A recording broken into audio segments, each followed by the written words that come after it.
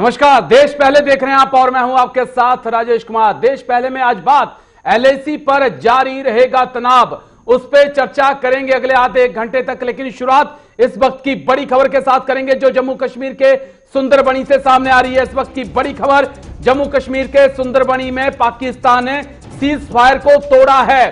पाकिस्तान की फायरिंग में भारतीय सेना के 2 जवान शहीद हो चुके हैं। इस वक्त की बड़ी खबर आपको बता दें, भारतीय सेना के 2 जवान शहीद हुए हैं। भारतीय सेना ने पाकिस्तान को मुंह तोड़ जवाब दिया है। बड़ी खबर इस वक्त की, इस साल 4000 से ज्यादा बार पाकिस्तान ने सीज फायर का उल्लंघन किया है।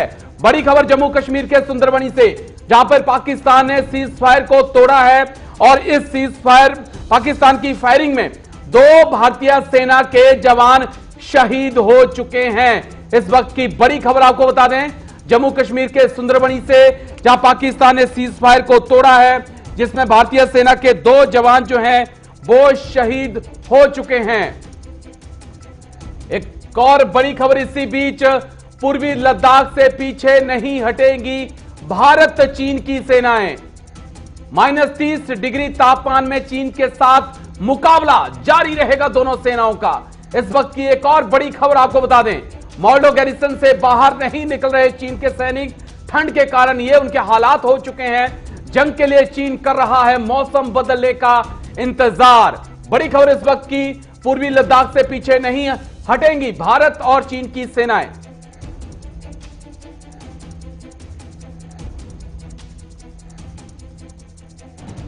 लेकिन आपको समझाने की कोशिश करते हैं कि आखिरकार भारत और चीन के बीच लद्दाख में तनाव क्यों बरकरार है। भारत क्या चाहता है, चीन क्या चाहता है और इस वक्त के ताजा हालात वहां पे क्या हैं। तो क्या चाहता है चीन? चीन चाहता है कि भारत दक्षिण पैंगोंग त्सो में चुशुल को पहले खाली करे। गुरुंग हिल, चीन क्या चाहता है? चीन चाहता है कि Gurung hills, Spangur gap, Magar hills, Mukhpari, Rezangla, Rechinla को पहले खाली कराना चाहता है चीन, क्योंकि भारत ने यहां पे बढ़त बना रखी है। भारत चाहता है कि चीन जो है पूर्वी लद्दाख से घुसपैठ की, चीन पहले हटे। दरअसल चीन ने पहले घुसपैठ की थी और चीन को पहले वापस जाना चाहिए। चीन फिंगर एरिया को खाली करे। उत्तरी पैंगोंग त्सो का जो फिंगर एरिया है, फिंगर 4 से 8 के बीच की जो जगह है उसे खाली करे। फिंगर 8 से पीछे चीन जाए। डेवसांग प्लेन जो है उसको लेकर भी बातचीत हो। डेवसांग पे चीन बातचीत नहीं कर रहा है, तो भारत की यह भी मांग है कि डेवसांग को लेकर बातचीत हो। डेवसांग में भारत PP 15, 16, 17 तक पेट्रोलिंग करे। भारत की यह भी मांग है। 8 बार, लेकिन अब क्या हालात हैं? दरअसल हालात यह है कि 8 बार कोर कमांडर की बातचीत हो चुकी है, कोई हल नहीं निकला है। रक्षा मंत्री, विदेश मंत्री की भी बातचीत हुई है, लेकिन कोई तनाव पर असर देखने को नहीं मिला है। 5 सूत्री समझौते का चीन पालन करने को तैयार नहीं है। तो ये वो हालात हैं जिस पे चीन जो है टस से मस नहीं हो रहा है। चीन के मुद्दे पे बातचीत करेंगे, लेकिन उससे पहले जो आज सुंदरबनी में हुआ, जहां भारतीय वीर 2 सपूतों की जान चली गई। कल श्रीनगर में इसी प्रकार से आतंकी हमले में 2 भारत के जवान शहीद हो गए। आज 2 पाकिस्तान की सीज फायर जब तोड़ा, पाकिस्तान की फायरिंग में 2 जवान शहीद हो गए। कब तक शहादत देते रहेंगे जवान? इन तमाम मुद्दों पर चर्चा करेंगे। 2 खास मेहमान मेरे साथ जुड़ चुके हैं। Colonel SS Pathania, defence expert. जैन सर आपको। जैन राजेश जी। कर्नल रवि श्रीवास्तव आपको भी जैन sir. Right. Colonel SS Pathania, सबसे पहले आप ही के पास आऊंगा। 2 दिन 4 शहादत, हर दिन जम्मू कश्मीर से जवानों की शहादत की खबर। आखिर कब तक हिंदुस्तान सहेगा? कब तक सर एक लिमिट होती है? देखिए राजेश जी, ये तकरीबन पिछले 30 साल से, जब से मिलिटेंसी शुरू हुई है, तब से ये चल रहा है। बिल्कुल। अभी सवाल ये है कि हमने बालाकोट स्ट्राइक करके भी देख लिया, उड़ी स्ट्राइक करके भी देख लिया, पाकिस्तान सुधर नहीं रहा है।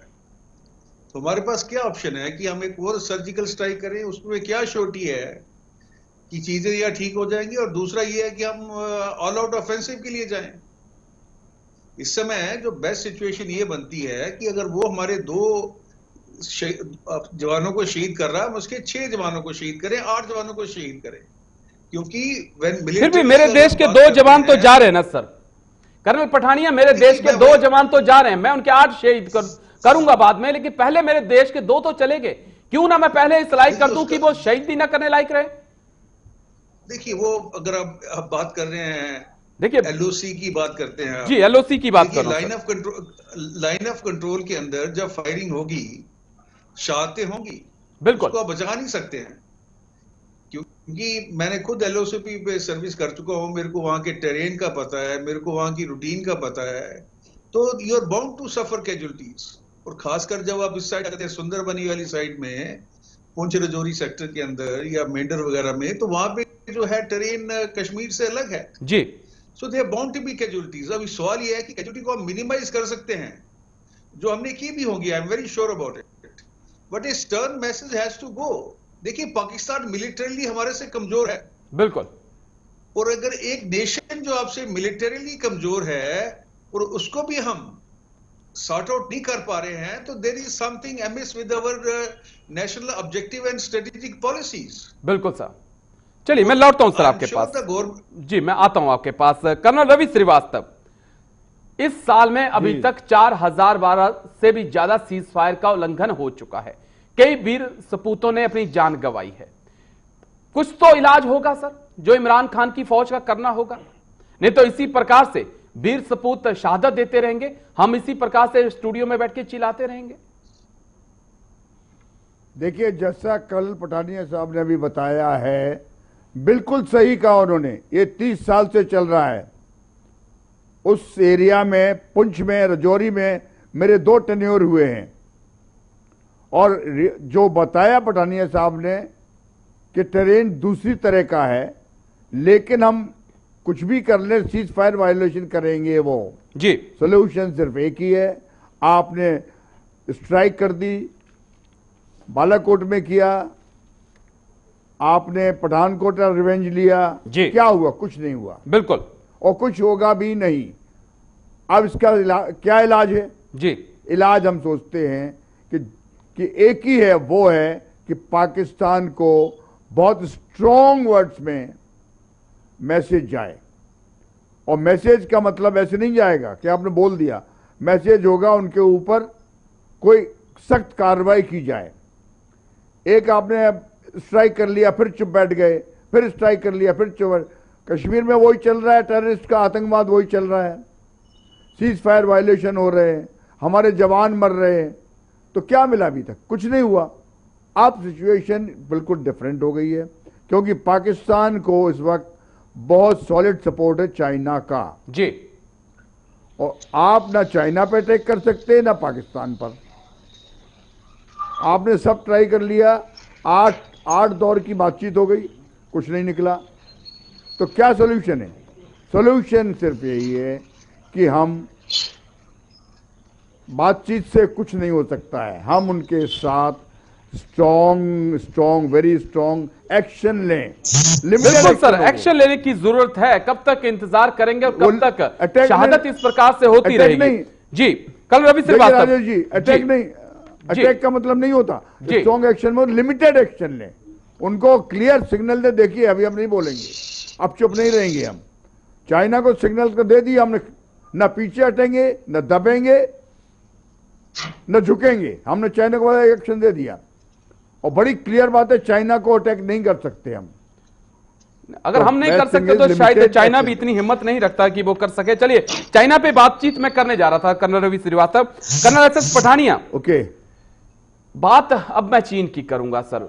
सर्दियां आ चुकी हैं, बात बिल्कुल साफ हो चुकी है कि दोनों देश पीछे नहीं हटेंगे। जो चीन चाहता है वो हम नहीं करेंगे, जो हम चाहते हैं वो चीन करने को तैयार नहीं है। अब किस तरफ है पूरा विवाद जाता हुआ दिखाई पड़ रहा है? क्या गर्मियों का इंतजार है, या बर्फ पिघलेगी उसके बाद दोनों देश कोई कदम आगे बढ़ाएंगे या पीछे हटाएंगे? देखिए राजेश, जब अगर तकरीबन 6 महीने पीछे जाते हैं, अप्रैल में जब चाइना ने ये इंट्रूजन किया था जी, चाइना की, देखिए चाइना को हम ये मान के चलें कि वो उनकी जो थिंकिंग है, जो उनकी स्ट्रेटेजी है, दैट इज समथिंग वर्थ एमुलेटिंग। वो प्लान करके चलते हैं, 5 साल का, 10 साल का, 15 साल का, उस हिसाब से उनकी जो स्ट्रेटेजी होती है वो ग्राउंड पे एग्जीक्यूट होती है। अभी चाइना क्या करता था, पहले हर साल ये यहाँ पे तिब्बत प्लेटो में आते थे, यहाँ पे एक्सरसाइज करते थे, ठीक है बिल्कुल सर? सर। जितनी भी 50,000 की फौज लाते थे, 60,000 की लाते थे, कितने डिवीजन, कितने मैकेनाइज्ड मोटराइज्ड डिवीजन लाते थे, we don't know about that. अभी उन्होंने क्या किया, देखिए चाइना इस समय 2050 के अंदर प्रोबेबली विल नंबर 1 बिल्कुल लिटरली एंड इकोनॉमिकल वे। उसके रास्ते में ये यूएसए वगैरह सब पीछे रह जाएंगे। उसकी वजह है, so much so India will also be ahead of USA in terms of economy, may not be militarily। अभी चाइना नहीं चाहता है कि एक ही रीजन से 2 डॉन निकले जी। तो चाइना ने एक बड़ी अच्छी स्ट्रेटेजी का किया है कि चलो without firing A bullet you bleed India economically and on other fronts, so that इनकी जो आगे बढ़ने की जो शक्ति है, इकोनॉमिकली ग्रो होने की शक्ति है, उसके ऊपर एडवर्स इंपैक्ट लाया जा सके। बिल्कुल। अभी आप ये देखिए, मैं आपसे पहले भी जिक्र कर चुका हूं, साइचन में हमारे एक ब्रिगेड की मेंटेनेंस का जो खर्चा है तकरीबन 5 करोड़ पर डे है जी। Imagine if the 50,000 people, let's say 13 to 14 divisions sitting there, and they have to prepare their defenses and then their subsequent maintenance, how much militarily we are suffering। अभी China हमसे economically strong है, they can afford, and they got let's say 80% penetration in the European and other world markets, so financially they are very comfortable। हम उनको इस field पे match नहीं कर सकते। हमने मिलिट्रीली तो उनको बहुत अच्छा जवाब दिया है कि अगर आप 50,000 सैनिक लाते हैं, हम भी 50,000 सैनिक ले आएंगे। उस मामले में अगर चाइना यहाँ पे बैठा रहता है, कल को हमें फोर्स करता है कि हम और डिप्लॉयमेंट करें जी, तो economically we will be losing. बिल्कुल। वो हमारी जो विकास होना था, हमारी जो तरक्की होनी थी, हमने जो सुपर पावर बनने की तरफ जो कदम बढ़ाना था, उसमें काफी हद तक जो है इम्पैक्ट पड़ गया है। लेकिन अभी फिर भी जहां तक इनका यहाँ टिकने का सवाल है, जी। ये टिकेंगे सर, ये टिकेंगे, ये वापिस जाने वाले नहीं है। बिल्कुल। लेकिन क्या मैं कर्नल रवि श्रीवास्तव, क्या मैं इस चीज को उस तरीके से नहीं देख सकता कि चीन अब चाहता है कि मैं जहां आके बैठ गया हूं, मैं पूरी सर्दियों में यहीं बैठ के रहूं और भारत इसी को अब एलएसी माने? देखिए, आज की तारीख में आप अपना चाइना के साथ या पाकिस्तान के साथ जो हो रहा है वो आइसोलेशन में नहीं देख सकते जी। अभी वर्ल्ड में क्या हो रहा है, चाइना का ताइवान के साथ क्या चल रहा है, उसके ऊपर भी डिपेंड करता। चाइना की अमेरिका एक्शन क्यों नहीं ले रहा, उसका 2 फ्लीट वहां पर है नेवी की, लेकिन अमेरिका चुप है क्योंकि सब जानते हैं कि चाइना ताइवान के अगेंस्ट एक्शन लेगा जी। और जैसे ही ताइवान के अगेंस्ट एक्शन लेता है सब क्लियर हो जाएगा। आपका जहां तक सवाल है, जैसा पठानिया साहब ने कहा है कि चाइना कोई भी कंट्री मिलिटरली स्ट्रांग नहीं हो सकता है जब तक कि वो इकोनॉमिकली बहुत स्ट्रांग ना हो। आज की तारीख में चाइना इकोनॉमिकली वीक होता जा रहा है। एक टाइम था जब चाइना को वर्ल्ड की फैक्ट्री कहा जाता, फैक्ट्री जी। अब कोरोना के बाद पूरा वर्ल्ड समझ गया है कि चाइना की स्ट्रेटेजी क्या है, एक्सपेंशन करना और सुपर पावर बनना वर्ल्ड में। चाइना अमेरिका को बीट करना चाहता लेकिन नहीं है, और इकोनॉमिकली स्ट्रांग के लिए ट्रेड चाहिए, वर्ल्ड ट्रेड के लिए वो साउथ चाइना सी में चाइना पाकिस्तान इकोनॉमिक कॉरिडोर बना रहा है, 2 जगह तो बहुत ज्यादा उसकी स्ट्रांग है। बिल्कुल। और इतना ज्यादा स्टेक है चाइना का पाकिस्तान ऑक्युपाइड पीओके में कि चाइना कभी नहीं चाहेगा कि इंडिया पीओके को ले। लेकिन हमें निकालना तो पड़ेगा ना कर्नल रवि श्रीवास्तव। हम हो सकता है आर्थिक रूप से हम उतने चीन की तरह मजबूत ना हो, लेकिन अगर मेरे घर के अंदर कोई आया है तो मुझे जबरदस्ती आया तो शायद उसे निकालना ही एक ऑप्शन है और कोई ऑप्शन नहीं बचा है। मैं फिर लौटता हूं आपके पास। आप ये बता जी, मैं लौटता हूं सर आपके पास। मैं आता हूं सर आपके पास। कर्नल एसएस पठानिया, 8 बार कोर कमांडर की बातचीत, विदेश मंत्री की बातचीत, रक्षा मंत्री की बातचीत, 5 सूत्रीय समझौता, सब कुछ करके देख लिया, लेकिन शी जिनपिंग जो चाहेंगे क्या एलएसी पे वही होगा? देखिए राजेश जी, अनफॉर्चुनेटली वो कहावत है कि जिसकी लाठी उसकी भैंस। अभी मैं आपसे शुरू से ये मेंटेन कर रहा हूं कि चाइना अगर यहाँ पे आया है तो स्ट्रेटेजिकली उसने क्या अचीव किया। बिल्कुल। मैं बताता हूं आपको उसने क्या अचीव किया है। उन्होंने क्या किया कि हमारी जो दरबुक शॉक रोड, जो डीओबी रोड है, उसको काफी हद तक वो डेस्पैक प्लेन से डोमिनेट कर रहे हैं। उन्होंने जो कॉरिडोर है, सीपैक वाला कॉरिडोर है, इसको उन्होंने डेप्थ प्रोवाइड कर दी है, और उसी तरीके से अक्साई चीन को उन्होंने डेप्थ प्रोवाइड कर दी है जी। फिंगर एरिया में बैठ के वो चुशूल की तरफ कभी भी थ्रेटन कर सकते हैं।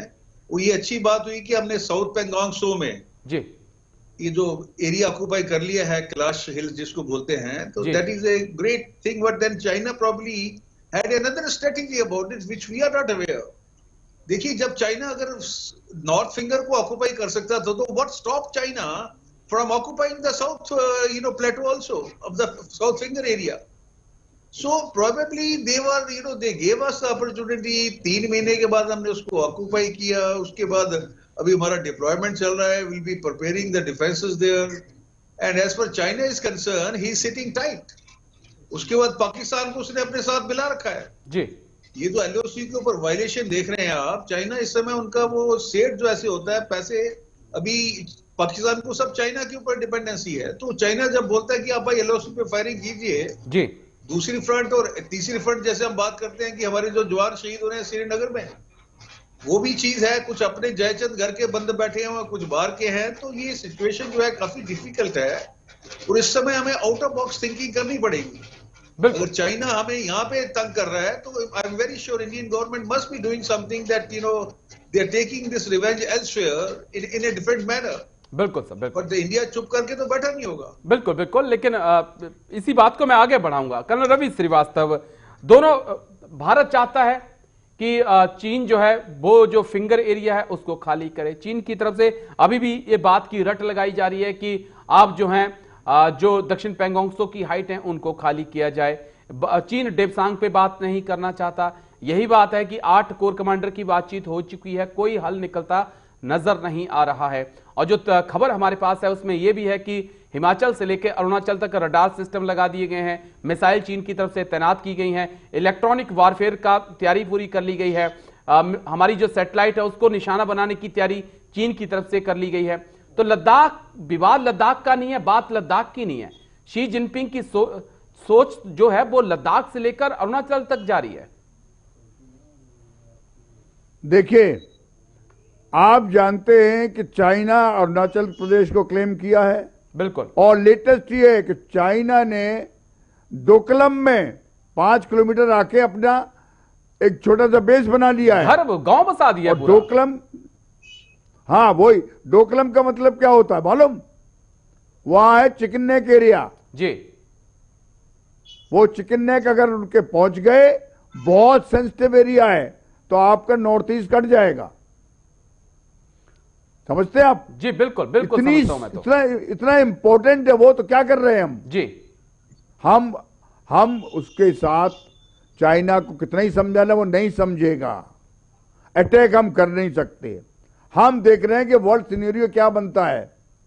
वर्ल्ड सिनेरियो में अमेरिका बड़ा इंपॉर्टेंट रोल है। हम अमेरिका के फेवर में हैं। अमेरिका समझता है कि इंडिया ही चाइना में इस एरिया बैलेंस कर सकता है।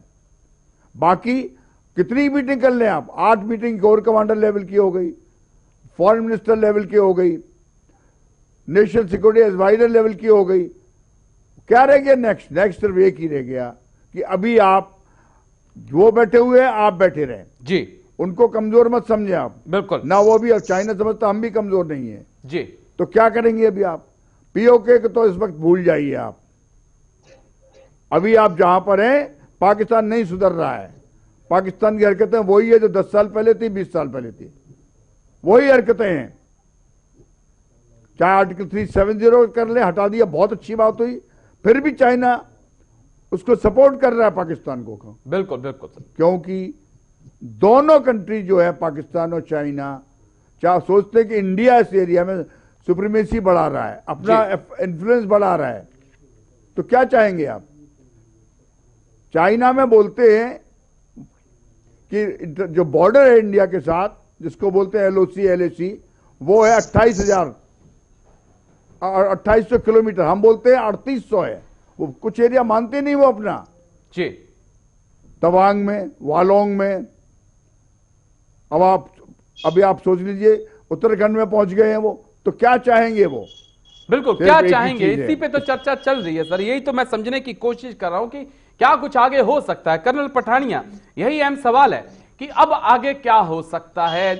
सर्दियों में दोनों देश बैठे रहेंगे, लेकिन जो खबरें आ रही हैं उसके अनुसार बिल्कुल। ये भी है कि चीन ने अपनी सेना को यह भी कहा है कि गर्मियों के लिए आप तैयार रहें।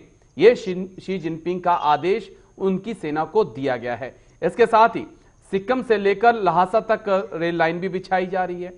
हिमाचल और उत्तरांचल में किस प्रकार की तैयारियां, वो लगातार हम अपडेट देते रहे हैं। अरुणाचल में भी चीन की तरफ से इलेक्ट्रॉनिक वॉरफेयर की तैयारी कर ली गई है। तो क्या आगे हो सकता है? क्या चीन इंतजार कर रहा है कि सर्दियां खत्म हो, उसके बाद गर्मी में कहीं ना कहीं दोनों देशों में फिर से वो तनाव बढ़ेगा? देखिए राजेश जी, सवाल ये है कि चाइना जो सोच के आया था वो उन्होंने कर लिया है, ठीक है सर। तो what they will do is they will consolidate here.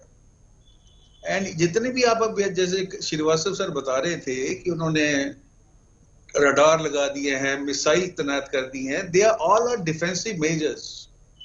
So what he will do once he has consolidated in the eastern Ladakh, मेरे अपने हिसाब से then he will start moving from Arunachal onwards. Himachal से जो हमारा एरिया पड़ता है वहां पे एक वो जगह सेलेक्ट करेगा जी, उसको एक्टिवेट करेगा। They will force us to again deploy the forces there. जी, तो ये गेम जो है चाइना की चलती रहेगी। और meanwhile in the interim period they will also observe that Bharat को जो सपोर्ट मिल रही थी अभी तक, जैसे हम क्वाड की बात कर रहे हैं, बड़ा अच्छा मैसेज गया चाइना को। ताइवान के ऊपर वो अटैक करता है नहीं करता है ये उनका डिस्क्रिप्शन है, मेरे हिसाब से नहीं करेगा। Because any country which is growing economically and militarily they don't want a world war. और ताइवान, जापान ये इतना छोटे मोटे देश भी नहीं है कि उनके ऊपर आप दादागिरी कर दो। When one knows they US is fully supporting them. और इवन बिडेन के पास कोई ऑप्शन नहीं है कि वो पॉलिसी के अंदर चेंज ले आए। तो meanwhile they will observe that how the world is going to react in support of India. And also कि उनका जो ट्रेड है वो कितना इन्फ्लुएंस हो रहा है। बिल्कुल बिल्कुल। अभी देखिए, हम पहले बात करते थे कि चाइना से इतनी कंपनी निकलेंगी और इंडिया में आएंगी, मेरे को तो कोई दिखी नहीं है। सबकी सब वहीं पे टिकी हुई हैं। हम बड़ा गेन करेंगे, कुछ नहीं हुआ। तो उसी हिसाब से चाइना जो है अपना जो इंटरनल कम्युनिकेशन है, लॉजिस्टिक रोड नेटवर्क है, उसको डेवलप करता रहेगा। He will make himself more and more stronger. And उसके बाद जो है वो, अगर आप ये बात सोचते हैं कि ऑल आउट वॉर होगा, वो नहीं होगा। चाइना उसको इनिशिएट नहीं करेगा जी। अगर उसका इनिशिएशन होता है that will be by India only. So this call has to be taken by the India. That No, should I no. go for a No. no? What I'm saying, sir, that limited auction. If we have to choose from, we cannot go for a all-out conventional warfare with the China. So we have to choose Exactly. areas which are in our favor, and we go for a limited war. But uske liye bhi. No. When Sir, at what stage do we go for limited war? That will leave it to the discretion of the government. As far as I'm concerned, No. we will leave it to the discretion of the government. No. Colonel Ravi Shrivastava, ये sorry, तो सरकार ही तय करेगी कि क्या आगे करना है। कर्नल रवि श्रीवास्तव, सरकार के अलावा इंटरनेशनल सिचुएशन क्या बोलती है जी। चाइना ताइवान में क्या करता है? मैं ताइवान गया हूं, मैं ताइवान में करीब 15 दिन रहा था। इतनी स्ट्रॉन्ग फीलिंग थे ताइवान में चाइना के अगेंस्ट। जनरल चांगकाई शेक जो उनके फाउंडर थे, उनके म्यूजियम में गया हूं मैं। चाइना ने जैसे ही ताइवान बना सेकेंड वर्ल्ड वॉर के बाद, चाइना का हर जवान, हर सिटीजन का एक ही इरादा है, एक ही सिर्फ है कि उनको ताइवान लेना है। और ताइवान को चाइना डेफिनेटली अटैक करेगा। उसका रीजन है चाइना को अपने पॉपुलर सेंटीमेंट देखना है चाइना के अंदर। अमेरिकन ट्रूप से चाइना जापान से कुछ नहीं करेगा, ताइवान का पहला एक्शन होगा। यू वॉच एंड सी। अभी सिर्फ ये है कि अमेरिका में दूसरे प्रेसिडेंट आ गए हैं, लेकिन भारत का क्या होगा सर? मेरा सवाल तो हिंदुस्तान को लेकर था कि एलएसी पर क्या होगा। चलिए, बहुत बहुत शुक्रिया आपका कर्नल रवि श्रीवास्तव, कर्नल पठानिया।